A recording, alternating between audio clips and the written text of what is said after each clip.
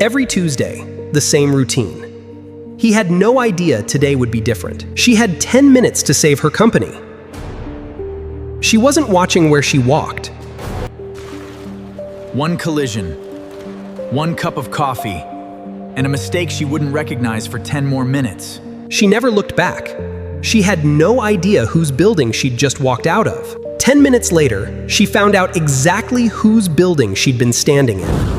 Jack Sullivan was 35 years old, and on the particular Tuesday morning that would upend both his life and Victoria Sinclair's, he was doing something he did every single week without fail: walking his 6-year-old daughter, Emma, into the ground floor daycare of the Ashcombe building in downtown Chicago, a gleaming 32-story glass tower he happened to own outright, though almost no one who worked inside it would have guessed it from looking at him. Jack dressed the way he'd always dressed, even after selling his architecture firm's most successful project 7 years earlier and using the proceeds to buy the building he'd once designed as a young associate. Worn jeans, a plain gray Henley, a leather jacket that had seen better winters, dark blonde hair that needed a trim more often than he remembered to get one. He'd never seen the point of dressing like money simply because he had it. His late wife, Claire, had loved that about him, had once told him early in their marriage that the richest people she'd ever met were the ones who never felt the need to prove it. And Jack had carried that particular piece of her wisdom with him every day in the 3 years since a car accident on the Kennedy Expressway had taken her from him and left him raising Emma entirely alone.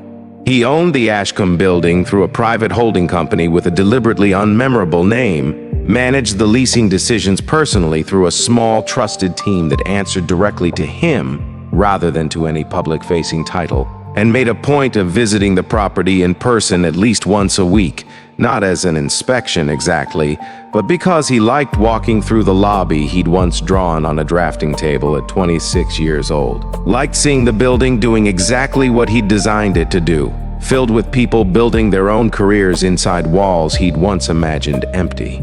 Most tenants had no idea the quiet man in the leather jacket dropping his daughter at daycare each morning was the person their monthly lease checks ultimately answered to. Jack preferred it that way. He'd learned in the years since Claire's death that people treated him very differently once they knew what he was worth, and he found he trusted the version of the world that didn't know far more than the version that did. The 3 years since the accident had reshaped nearly everything about how Jack moved through his own life. Claire had been the one who'd pushed him, gently but persistently, to sell the architecture firm's flagship project rights when a developer's offer arrived out of nowhere. The one who'd sat with him at their kitchen table running numbers on whether buying the Ashcombe building outright made sense. The one who'd told him, only half joking, that owning the actual building he'd designed as a junior associate would be the kind of poetic justice worth stretching their savings for. She hadn't lived to see the deal close. Jack had signed the final paperwork 4 months after the funeral, sitting alone in a lawyer's office with Emma asleep in a stroller beside him, and he told himself, driving home that evening, that he would build something with the building that Claire would have recognized as theirs, not a monument to money, but a place run with the same unglamorous decency she'd carried into every room she ever walked into. It was, more than anything else, the reason he still wore the same worn jacket, still dropped Emma off personally every single morning rather than delegating it to a nanny his accountant kept gently suggesting he could easily afford. Some habits weren't really about money at all.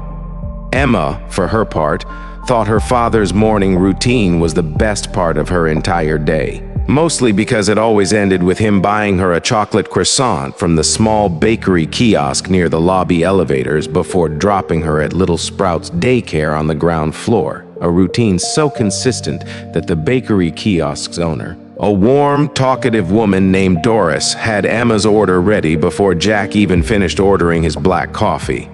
That particular Tuesday morning had started exactly like every other Tuesday morning.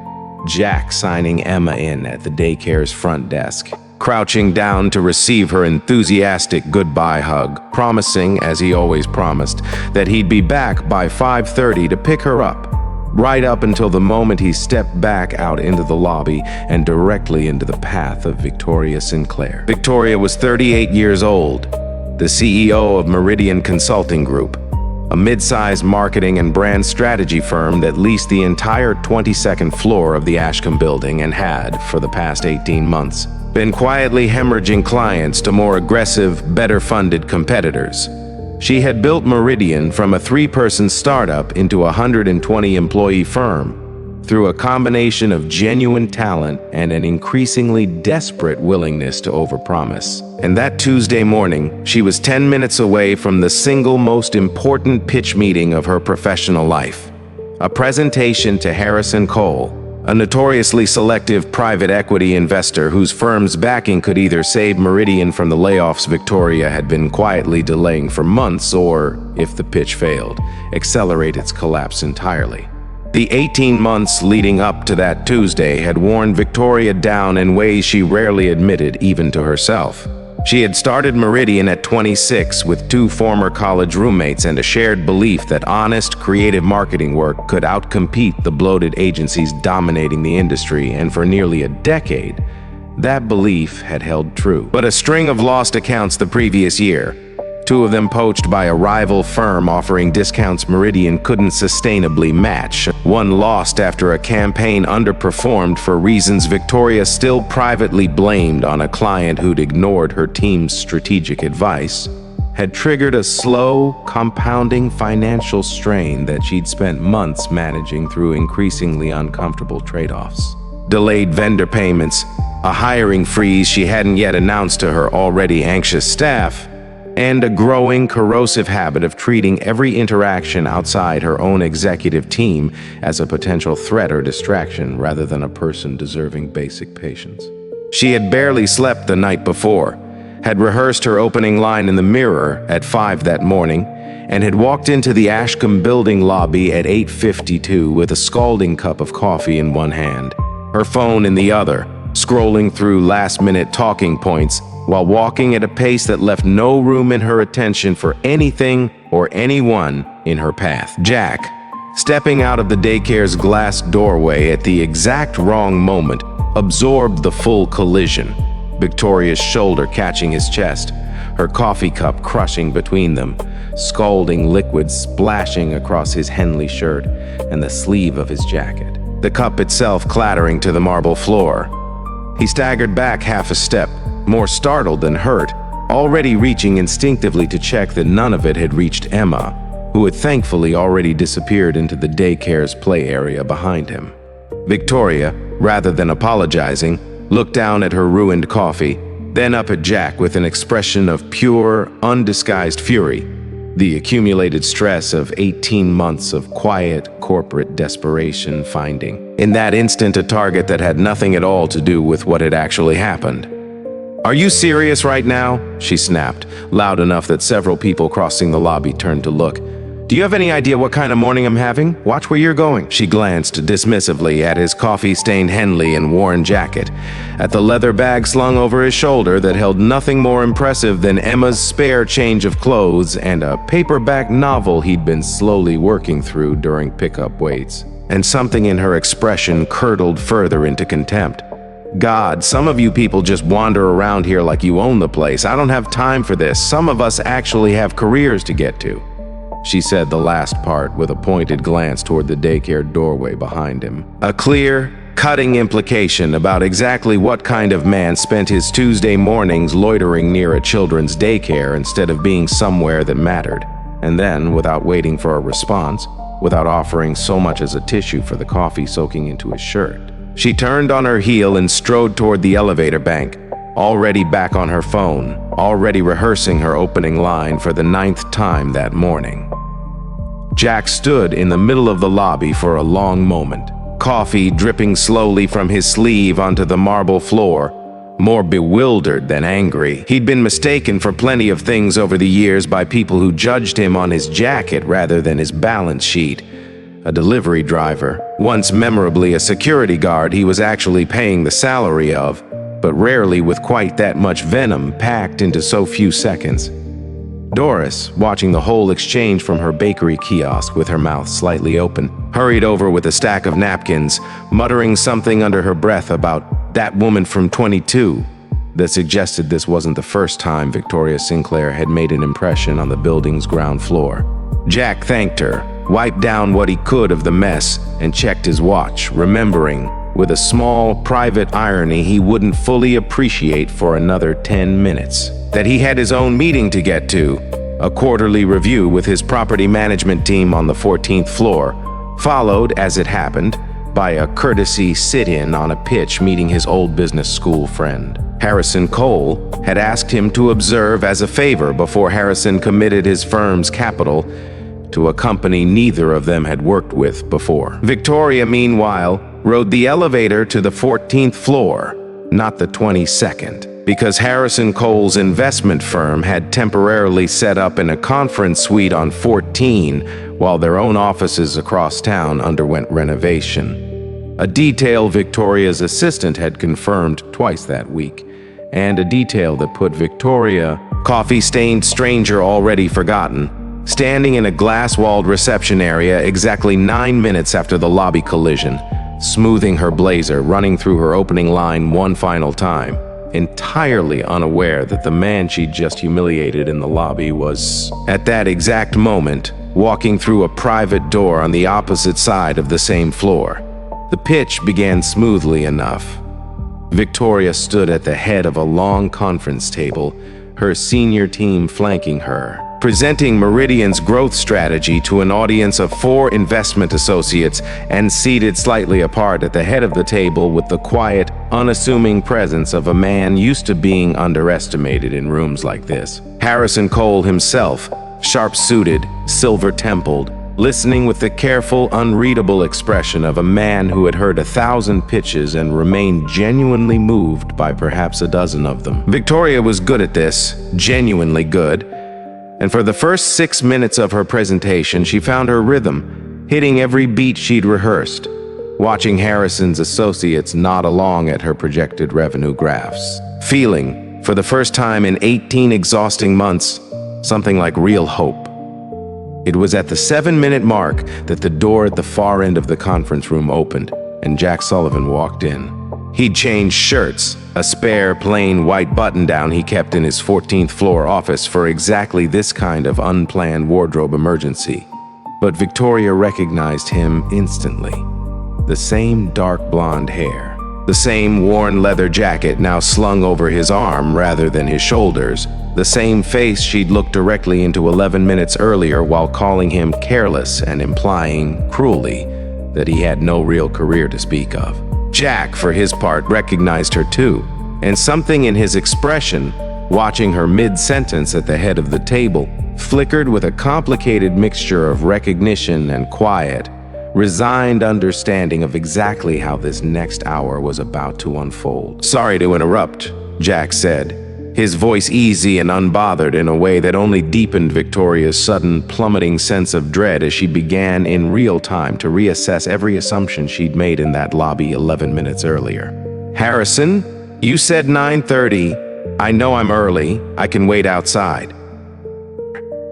No, come in, Jack, sit down," Harrison said warmly, gesturing to an empty chair near the head of the table, and then to the room at large, with the casual, devastating simplicity of a man who had no idea he was about to detonate something. "Everyone, this is Jack Sullivan. He owns the Ashcombe building, actually. All of it, ground floor up. I asked him to sit in today, since you'll be his tenant if we move forward with this investment. And honestly, his read on a company's culture is usually better than mine." Victoria felt the color drain from her face in a way she would later describe, to the one friend she eventually told the full story to, as the single most physically distinct sensation of horror she had ever experienced. A full-body plummet that left her gripping the edge of the conference table to stay upright while her carefully rehearsed pitch evaporated entirely from her mind. Her senior team, sensing something had shifted but not yet understanding what, exchanged uncertain glances.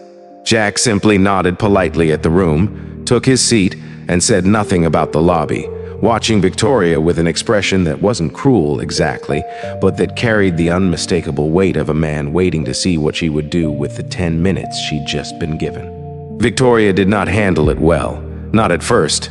She stumbled through the next 2 slides, her voice unsteady, her eyes flicking repeatedly to Jack's face as though searching for some sign of what he intended to say, whether he intended to say anything at all. She made it another 4 minutes before Harrison, sensing the presentation had lost whatever momentum it once had, gently suggested they pause for a short break, a mercy that Victoria recognized, even in her rattled state, as exactly that, a mercy, not a dismissal, and one that gave her exactly the 10 minutes she needed to decide what kind of person she actually wanted to be in the second half of this meeting. She found Jack in the hallway outside the conference room, refilling a glass of water at a small side table, and she made herself walk directly toward him rather than avoiding the confrontation entirely, which was, if she was honest with herself, exactly the kind of thing the old Victoria, the 26-year-old who'd started Meridian in a shared co-working space with nothing but talent and stubbornness, would have done. Before 18 months of slow-motion corporate panic had worn that instinct down into something far more brittle and self-protective. She thought, walking those few steps down the hallway, about her own father, a union electrician who had raised her on the unglamorous conviction that how you treated the person who couldn't do anything for you said more about your character than how you treated the person who could. A lesson she'd absorbed as a teenager and, somewhere in the grinding pressure of building and nearly losing a company, had let slip quietly out of practice without ever consciously deciding to abandon it. "Mr. Sullivan," she started, and then stopped herself, exhaling hard, starting over. "Jack, I owe you an apology, and I'd like to give you a real one, not the kind I'd normally give if I thought it might help me close a deal. What I said to you in that lobby was cruel, and it was cruel specifically because I looked at you for about 2 seconds and decided, based on nothing, that you weren't worth treating like a person. That's not..." She stopped again, pressing her fingers briefly to her temple. "That's not who I set out to become. I don't know exactly when I started deciding who deserved my basic decency based on what they were wearing. But standing here right now, I don't like the answer very much." Jack studied her for a long moment, weighing something Victoria couldn't quite read, before he finally spoke. "You want to know the strange thing?" he said. "I wasn't actually planning on saying anything in there. I don't run my building by trying to catch people in their worst moments and punish them for it. Everybody has a version of what happened to you this morning. I've had my own version more than once. Back when I was trying to keep an architecture firm alive on fumes and a line of credit that scared me every night. What you said in that lobby wasn't really about me. It was about the 10 minutes of terror you were walking into. I understood that the second it happened, if I'm being honest." He paused, glancing back toward the conference room door. "But here's the thing, Victoria. Harrison didn't bring me in today because I own the building. He brought me in because he trusts my read on whether a company's leadership actually treats people well when nobody important is watching it. Because that's usually the surest predictor of whether a company is worth betting real money on. And you just handed me a pretty clear answer to that question in the lobby, before you ever knew who I was." Victoria absorbed that in silence, the weight of it landing somewhere far heavier than simple professional embarrassment, and for a moment, neither of them said anything at all. "So it's over," she said finally, quietly, more resigned than she expected to feel. "The deal." "That's not up to me," Jack said. "I'm not the investor here. Harrison makes his own calls, and honestly, he probably already has a read on it that has nothing to do with what happens in the next 10 minutes. But I'll tell you what I told my own team back when we were the ones scrambling for funding, and I was tempted more than once to fake a version of myself I didn't actually believe in to close a deal.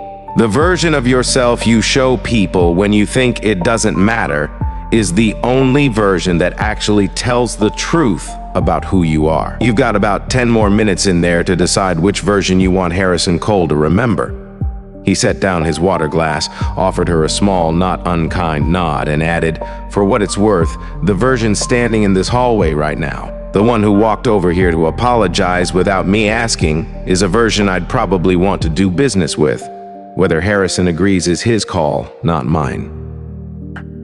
Victoria walked back into that conference room and delivered, by every account she gave afterward, the most honest 10 minutes of business strategy she had presented in the entire 18 months of Meridian's quiet decline. Not a polished pitch this time, but a genuine, unvarnished account of exactly where her company was struggling, what she'd overpromised in the past out of desperation, and what she actually believed she could rebuild if given real partnership rather than simply capital. She apologized, briefly and without excessive self-flagellation, for the unsteady start to the presentation, told the room plainly that she'd just been reminded in the hallway of exactly the kind of leader she didn't want to become, and asked Harrison directly whether Meridian was still a company worth his firm's trust, knowing full well that her answer to that question mattered less than the honesty with which she'd finally asked it. Harrison Cole, as it turned out, did not walk away from the deal. He structured a smaller initial investment than Victoria had originally pitched for, tied to a set of specific culture and leadership benchmarks over the following year, a deal that was, in its own way, more demanding and more genuinely useful to Meridian's long-term health than the blank check version Victoria had walked in hoping for. "I don't invest in perfect pitches," Harrison told her at the end of the meeting, shaking her hand. "I invest in people who show me who they actually are when things go sideways. You had a rough 10 minutes today, Victoria. What you did with the next 10 is the only reason we're still talking."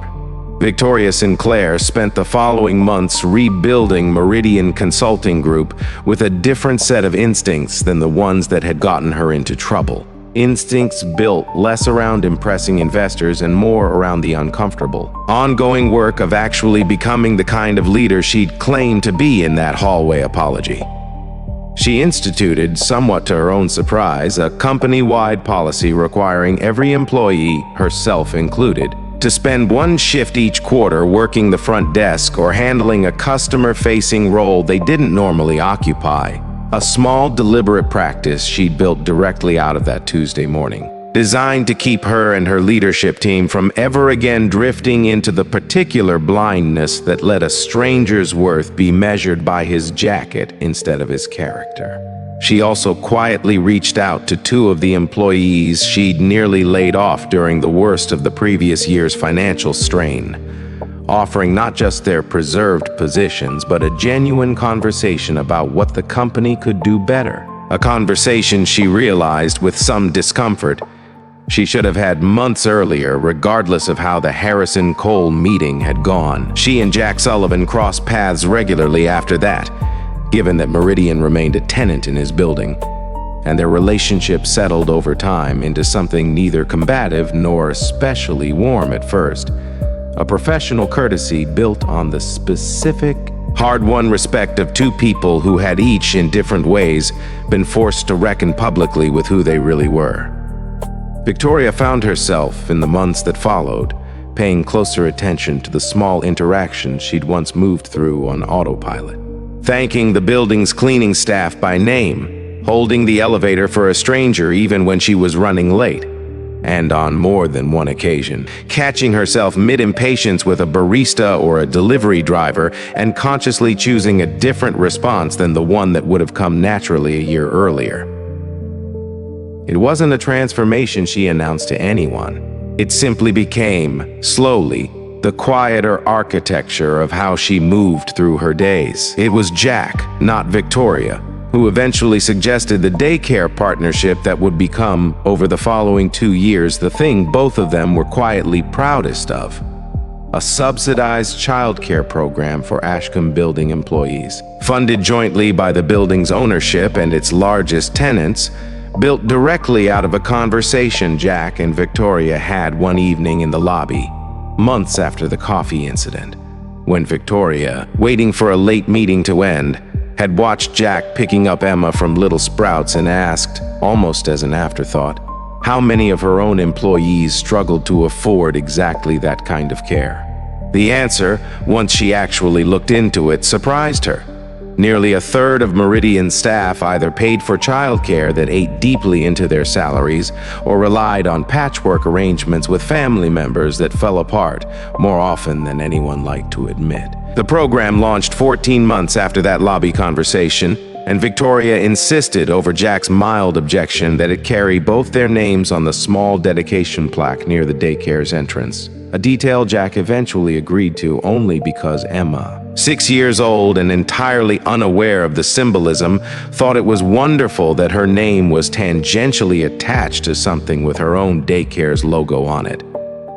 Emma Sullivan, for her part, remained blissfully unaware of the entire corporate drama that had unfolded around her chocolate croissant that Tuesday morning, though she did, in the months that followed, become quite fond of the coffee lady, as she called Victoria, who took to bringing Emma a small treat of her own whenever she passed through the lobby.